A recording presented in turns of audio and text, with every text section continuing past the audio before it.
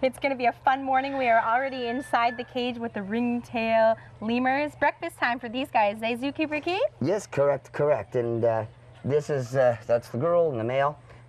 So they eat a wide range of stuff from fruits and vegetables, and we also give them what we call a monkey biscuit, which is high in proteins for them because they do eat in the wild insects. So here they eat a wide range of fruits and vegetables. They're new study out, all lemurs are from the Madagascar area, so just off the coast of Africa. And a new study out is we realized they're actually in worse shape than what we thought they were in their native land. All ringtails are threatened or endangered, and now with the new study we just realized that they're actually in worse shape than we thought they were. Do you know why they're endangered? Yeah, primarily loss of habitat, and most of the primates, especially lemurs, all the lemurs are more tree dwellers or go up. Ringtails will go to the ground, but most of them stay high in the trees. And when we isolate a forest or break through a forest to create more agricultural area, lemurs won't leave one area to go to the next because they won't go to the ground because of long grass, and they're scared of predators like the fosh or foosh that would hunt them. So what ends up happening is that they stay so isolated in the end that they end up losing their genetic coding, and they can't mix with other troops at all. So babies can't mix with another baby from another troop. So they end up becoming all related in one little forested area, and then the numbers decline. Right.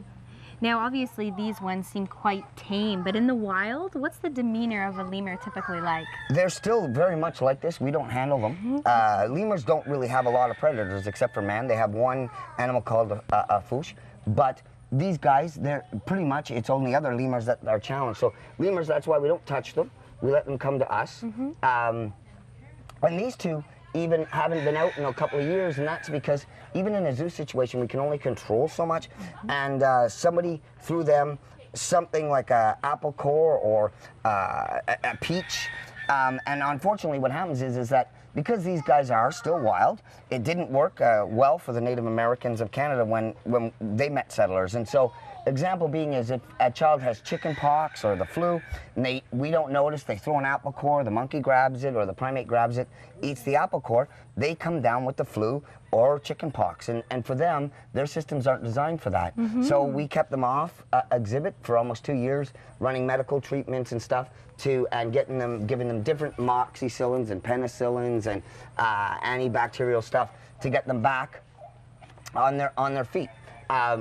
So this year, they used to be they were in another part of the zoo, and now we moved them to the front where there's always this keeper around because we want to make sure they're okay. And we have black lemurs here, we have black and white rough lemurs here, we have mongoose lemurs here, we have brown lemurs all on exhibit. So we have quite a collection of lemurs at the zoo this year that we put out. So adorable. How many different species, ballpark, would you say you have ballpark, here? there was, here at the park we have 5 species, counting the mongoose and stuff. We have 5 species at the park. There was originally a lemur 500 years ago that the last fossil they found, which was actually 5'8". So these, not the same kind, because they have little wee mouse lemurs, which are tiny, and then you have a lemur that the size was of a man, 5'8". So there you have it. When you come to Papanack Zoo, after 2 long years of waiting, the ringtail lemurs are out front and center for you to get your eyes on. We will continue our tour throughout the zoo here this morning, so stay with us. It's all coming up on CTV Morning Live.